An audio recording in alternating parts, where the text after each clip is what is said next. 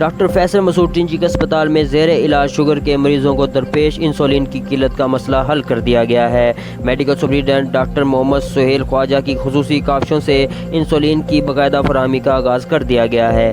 ہسپتال ذرائع کے مطابق گزشتہ کئی عرصے سے شوگر کے مریض انسولین کی عدم دستیابی کے باعث مشکلات کا شکار تھے، تاہم انتظامیہ کی مؤثر کوششوں کے نتیجے میں ادویات کی فراہمی یقینی بنائی گئی ہے، جس سے مریضوں کو نمایاں ریلیف مل رہا ہے۔ ایم ایس ڈاکٹر محمد سہیل خواجہ نے کہا کہ مریضوں کو معیاری طبی سہولیات اور مریضوں کو ضروری ادویات کی بروقت فراہمی ہسپتال انتظامیہ کی اولین ترجیح ہے۔